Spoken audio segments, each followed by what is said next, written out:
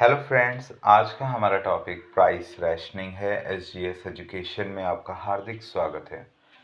Price rationing generally हम जानते हैं कि प्राइस का डिटर्मिनेशन डिमांड और सप्लाई के इंटरसेक्ट पे डिपेंड करता है।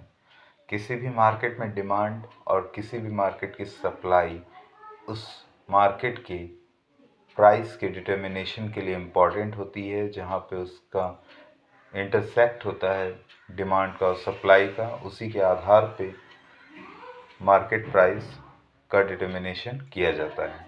सबसे पहले अब क्या है प्राइस रैशनिंग? प्राइस रैशनिंग की कंडीशन तब बनती है जैसे कोई भी प्रोडक्ट है और उसकी सप्लाई घटती जा रही है।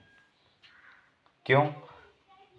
कभी ड्रॉट कंडीशंस हैं, फ्लड्स आ जाते हैं, कुछ इस प्रकार की कंडीशंस होने के कारण जो हम प्रोडक्ट एग्रीकल्चर में पैदावार करते हैं, हार्वेस्टिंग, तो जब वो कम होना शुरू हो जाती है तो ऐसी कंडीशन में क्या होता है कि उसके प्राइस ब्लैक मार्केटिंग होनी शुरू हो सकती है।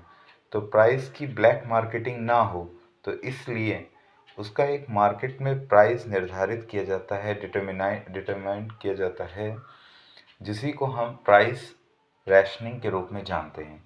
यहाँ पे price rationing is a process by which the market price of a good or service adjusts to balance supply and demand. It is a fundamental way a free market decides who gets a product when there isn't enough of it for everyone. कि अगर माल जो supply है अगर घटती जा रही है और उसको सब तक पहुंचाना है तो किस प्रकार से उसका प्राइस डिटर्मिनेशन होगा, यह प्राइस रैशनिंग के ऊपर डिपेंड करता है। यहाँ पे हम ध्यान रखेंगे कि ये एक ग्राफ है। यहाँ पर आपको देखना है कि जैसे सब डिमांड थी और सप्लाई, ठीक है, डी डिमांड के लिए है, सप्लाई के लिए एस है। तो सप्लाई घट गई। ऐसी कंडीशन में पहली सप्लाई थी हमारे पास ON की, अब हमारे पास सप्लाई बची OM की। प्राइस का डिटर्मिनेशन DD के द्वारा होता है, जहाँ DD और SS कट होंगे। पहले प्राइस हमारा A पर बन रहा था, अब वही प्राइस अब हमारा E पे बन रहा है।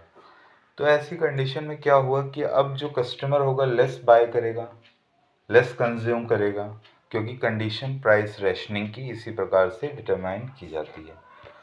यहाँ price rationing of a good in short supply occurs according to willingness and ability to pay for different